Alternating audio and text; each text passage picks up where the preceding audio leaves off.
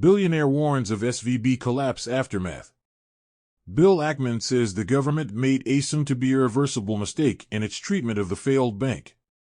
Billionaire US investor and hedge fund manager Bill Ackman on Saturday warned the U.S. of dire consequences facing its banking sector and the broader economy following the implosion of Silicon Valley Bank, a major U.S. lender focused on tech and startups. Ackman wrote on his Twitter account that U.S. authorities should not have allowed SVB to collapse without protecting all depositors. Official figures showed that only 11% of SVB's $175.4 billion in deposits were insured at the time of the bank's failure. According to the investor, with the lender's failure, the world has woken up to what an uninsured deposit is: an unsecured illiquid claim on a failed bank. This means that when the banks reopen on Monday, the giant sucking sound you will hear will be the withdrawal of substantially all uninsured deposits from all but the systemically important banks.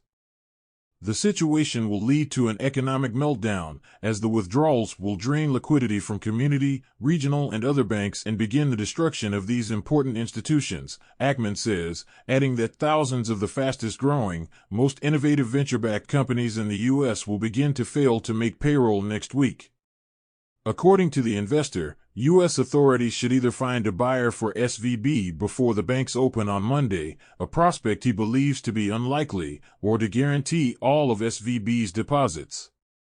Had the government stepped in on Friday to guarantee SVB's deposits, this could have been avoided and SVB's 40-year franchise value could have been preserved and transferred to a new owner in exchange for an equity injection. This approach would have minimized the risk of any government losses and created the potential for substantial profits from the rescue, he writes. SVB collapsed last Friday, after its shares plunged amid a massive bank run. Depositors rushed to withdraw their funds following SVB's announcement that it had lost $1.8 billion on asset sales made in an attempt to raise capital. SVB's senior management made a basic mistake. They invested short-term deposits in longer-term, fixed-rate assets. Thereafter, short-term rates went up and a bank run ensued. Senior management screwed up and they should lose their jobs, Ackman said.